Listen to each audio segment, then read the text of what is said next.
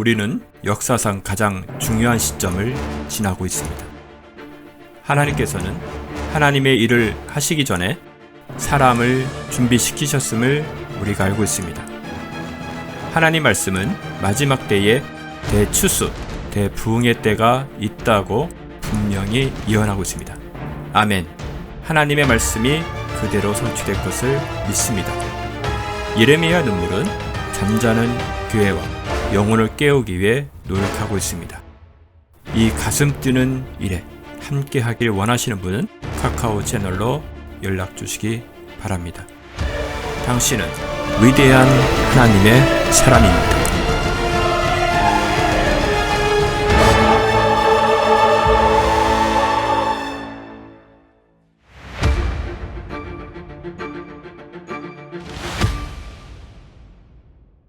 아프리카에 가면 그렇게 이제 큰 나무 그늘 아래 함께 모여서 예배하고, 근데 그분들은 이 말씀을 듣는 것보다 참 찬양을 참 오래 하잖아요.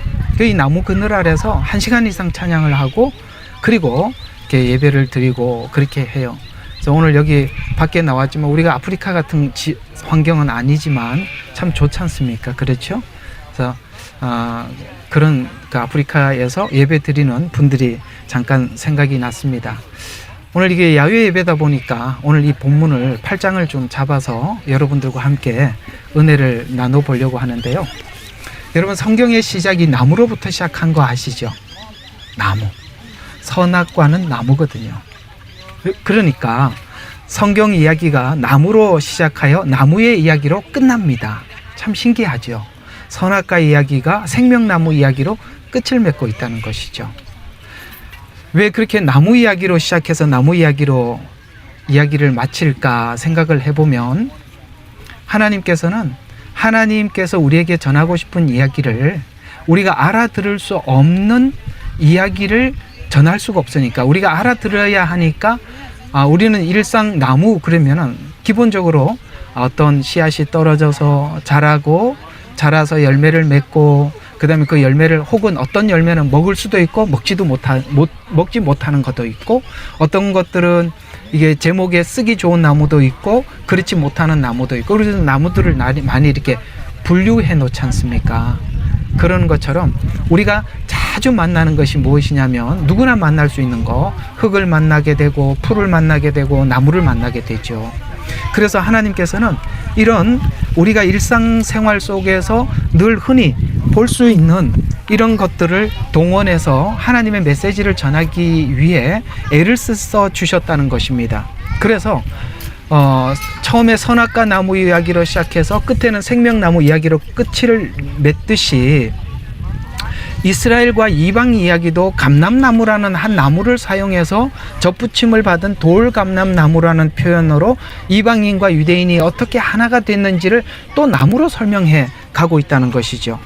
그래서 성경은 참 밖에 나와서 우리가 성경을 알고 하나님을 아는 분들이라면 이런 자연에 있는 모든 나무나 풀이나 바람이나 이런 걸 통해서 하나님이 우리에게 전달하고자 하는 메시지를 우리가 귀를 기울일 수 있어요. 그래서 아무 생각 없이 풀을 보는 것이 아니라, 그래, 전도서에 이런 풀이라는 이야기가 나왔지, 바람도 전도서에서 많이 사용했던 이야기지 않습니까?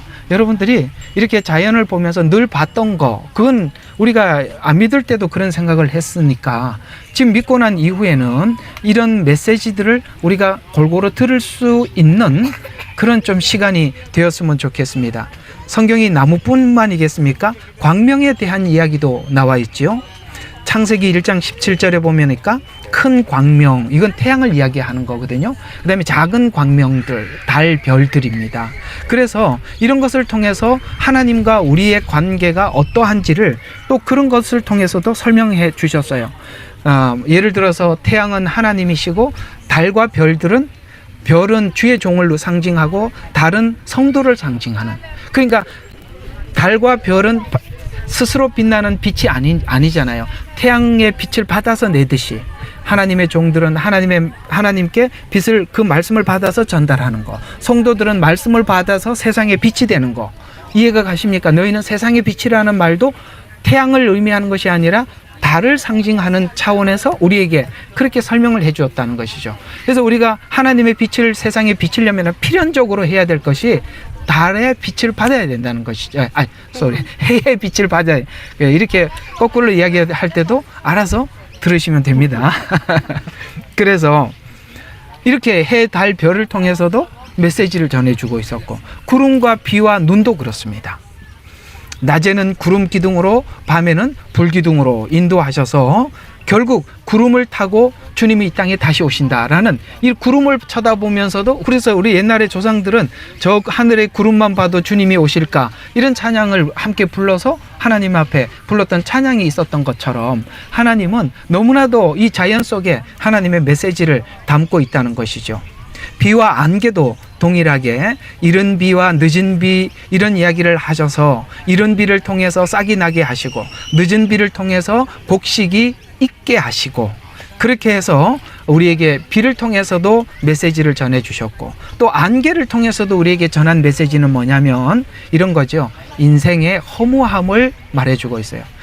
여러분, 아침에 일어나셔서 오늘 아침에 태양이 쫙 비치지 않고 약간 안개가 있었을 것입니다. 여러분, 그 아침에 안개가 있으면 그날은 굉장히 그 날이 좋은 날이에요.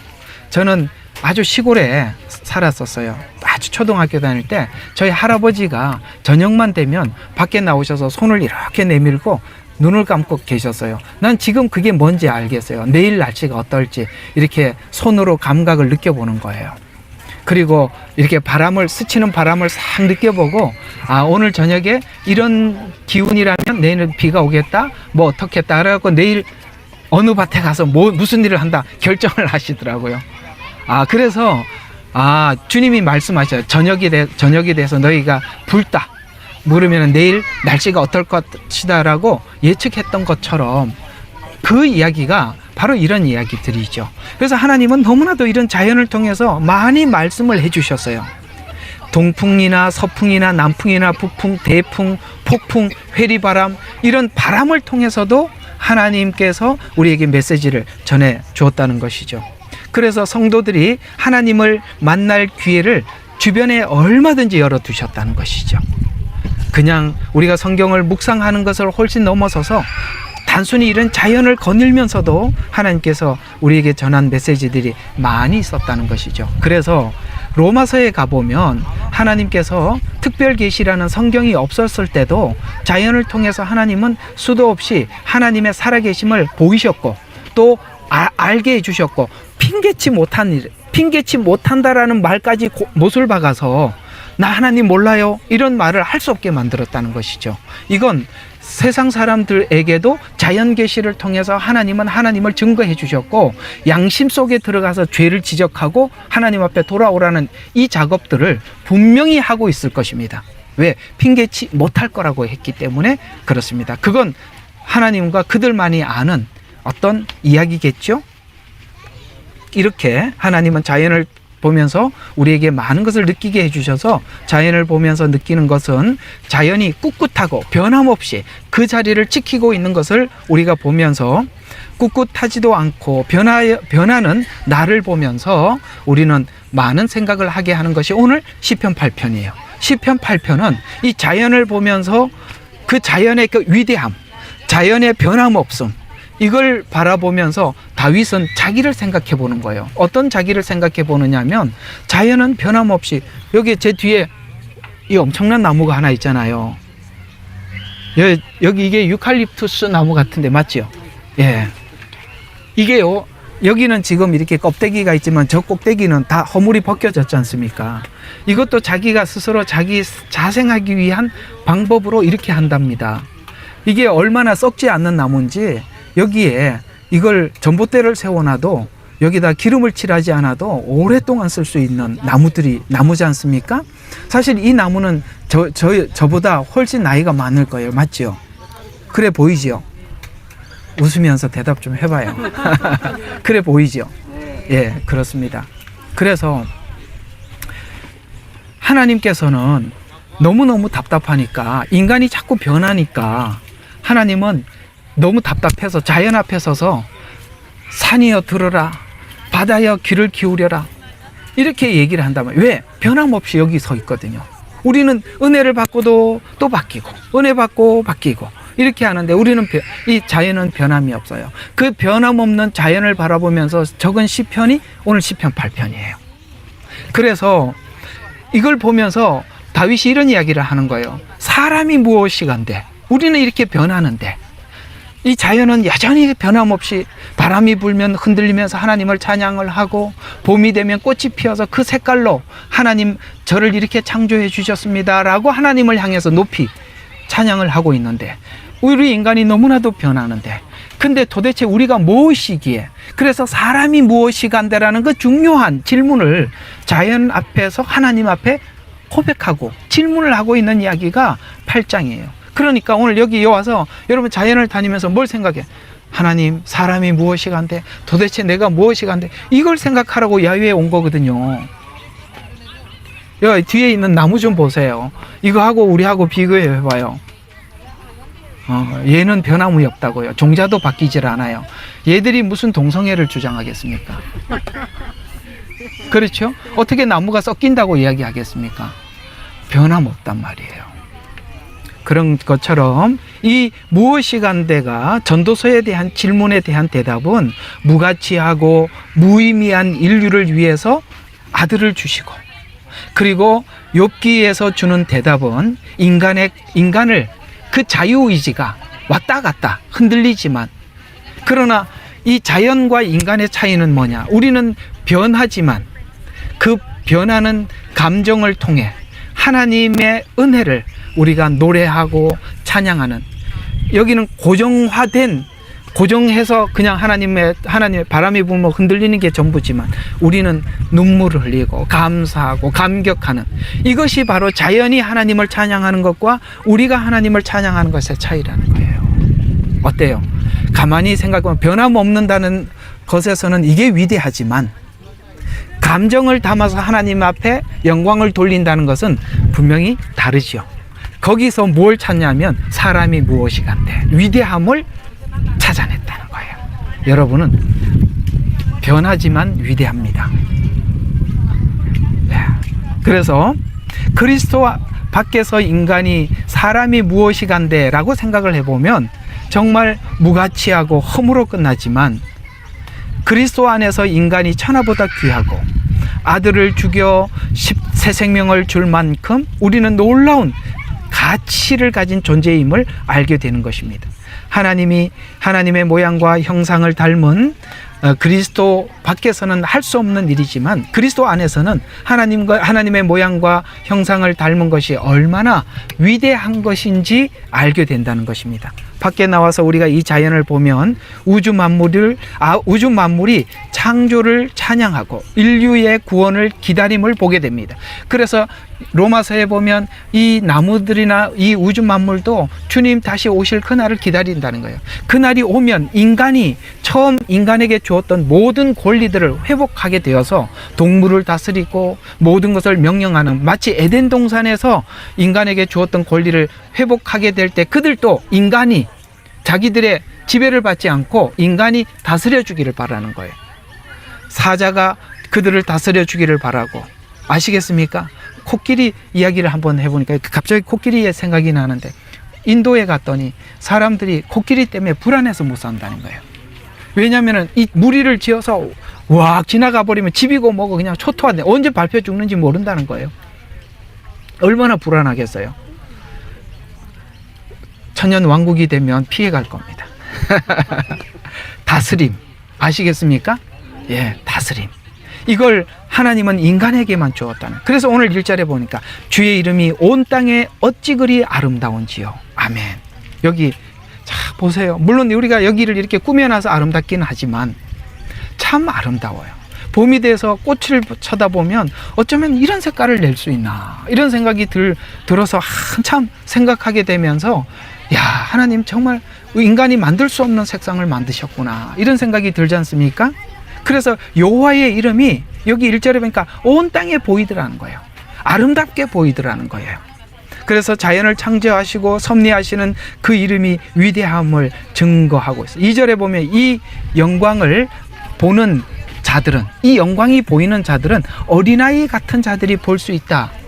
마태복음 11장 25절에 보면 지혜로운 자에게 복음을 숨기시고 어린아이에게 나타내셔서 라고 말씀하고 있습니다. 여러분, 인간적인 생각으로 하나님을 찾으려면 그 사람들에게는 하나님이 감추어진답니다. 어린아이 같이 겸손한 자들에게 하나님이 보여진답니다. 그래서 그렇게 겸손한 자들은 하나님을 보게 되고, 하나님을 본 자들은 마태복음 11장 28절과 30절 거기 쭉 내려가서 수고하고 무거운 짐진 자들아 다 내게로 오라 내가 너희를 쉬게 하리라 라는 말이 주님을 본 자들만이 그 짐을 내려놓을 수 있다는 거예요. 주님을 만난 자들만. 그 만남이 말씀을 통해서도 만남도 있지만 이런 자연을 통해서 만나는 만남도 있으니 오늘 그 만남이 여러분과 저의 생애 속에 있기를 주 이름으로 축원합니다. 그래서 이 만남을 기대하면서 바라보았을 때 다윗은 이걸 보게 되었습니다. 천지 창조를 하나님이 손가락으로 지었다는 걸 발견하게 된 거예요. 그래서 해와 달, 별들을 보고 생각해 보니까 주의 손가락으로 지으신 성경이 여기 있네. 주의 하늘과 그렇게 나오지 않습니까? 손가락으로 지었대요. 너무나도 놀랍지 않습니까? 인간은 손가락으로 짓지 않았습니다. 주님이 직접 손으로 빚으시고 생기를 불어넣으셨어요. 우주 만물 창조와 인간 창조는 달라요. 그런 우주 만물을 그래서 손가락으로 지으신 그 우주의 광대함 질서 속에 그 안에 작은 나를 생각해 보니까 하나님께서는 이 우주 만물을 크게 지었지만 거기에는 별로 마음에 없고 4절에 보니까 나를 마음에 두시고 돌보아 주셨다. 이렇게 마음에 둔 자는 저 큰 우주 만물이 아니라 우리래요. 그렇게 해서 마음에 두셨다라고 말씀하셨어요. 그래서 마음에 두셨는데 어떻게 마음에 두셨나라고 생각해 보니 훗날 메시아를 보내주셔서 우리를 구원하시고 그 만난 예수님을 만난 자들의 변화와 감격, 감사를 통해서 받으실 영광을 주님은 생각해 보신 것입니다. 그래서 예수님께서 십자가에 죽으시기 전에 우리를 향해서 기도했던 그 기도가 내가 내 마음속에는 말할 수 없는 상상할 수 없는 기쁨이 있는데 라는 그 기쁨은 바로 이 기쁨일 것입니다. 회복된 자들이 하나님께 돌릴 영광, 그것을 예수님이 생각해 보니 정말 마음에 벅찼던 것이죠. 그런 것처럼 주님은 우리를 이렇게 회복시켜서 하나님을 섬기게 해주셨다. 그래서 5절에 보니까 우리는 지금은 천사보다 못한 것 같아 보여도 라는 말은 여러분 천사를 위해서는 구원의 계획을 갖지 않았습니다. 천사 중에 타락한 자가 있죠. 바로 우리가 이해하고 있는 사단입니다. 그도 천사였습니다. 그를 향해서는 어떤 구원의 계획도 가지고 있지 않습니다. 그러나 인간을 향한 계획은 하나님께서는 완벽하게 주셨습니다. 그래서 우리 인간들을 하나님께서 구원해 주셔서 그 자유의지를 회복시켜 우리가 감사함으로 하나님을 찬양하게 해주셨다는 것이죠. 그래서 마태복음 5장 14절과 16절에 보니까 너희는 세상의 빛이라 산 위에 있는 성읍이 숨기지 못하느니라. 또 사람들이 촛불을 켜서 곡식되는 말 아래 두지 아니하고 촛대 위에 두나니 그러면 빛이 그 안에 있는 모든 사람에게 비치느니라. 그러므로 너희의 빛이 사람들 앞에 비치게 하여 그들로 너희의 선행을 보게 하고 또 하늘에 계신 너희 아버지께 영광을 돌리게 하라. 착한 행실, 그 착한 행실을 우리가 스스로 할 수 있는 사람이, 그리스도를 만난 사람들이 할 수 있는 사람이 되었다라고 말씀하고 있는 것입니다. 이야기를 정리해 보도록 하겠습니다. 여러분, 인간이 타락하고 난 이후에 이 자연을 다스려야 하는 우리가 자연의 지배를 받고 있습니다. 우리가 독사를 만나면 피해가야 합니다. 그렇죠? 사자를 만나면 도망가야 합니다. 그렇게 우리는 우리가 다스려야 될 것들을 다스림을 받고 거기에 짓눌린 인생을 살아가고 있지만 이 자연 피조물도 주님이 이 땅에 다시 오시면 인간이 그것을 회복하고 그야말로 에덴에서 있었던 그 질서를 회복시킬 그날을 기다리고 있듯이 우리 또한 약속으로 주신 그 말씀이 그런 날이 있을 줄로 알고 우리는 오늘 지금 이 시간을 살아가고 있는 중입니다. 따라서 우리가 늘 갇힌 공간 안에서 예배를 드렸지만 오늘은 이 열린 공간에서 예배를 하면서 그리스도 안에서 만난 여러분들과의 친교가 있고 또 이 자연을 바라보면서 자연 속에 하나님이 이 수많은 메시지를 우리에게 전달해 주셨구나라는 이 메시지를 함께 들을 수 있는 그런 복된 야외 예배가 되기를 주의 이름으로 축원합니다. 기도하고 예배를 마치겠습니다.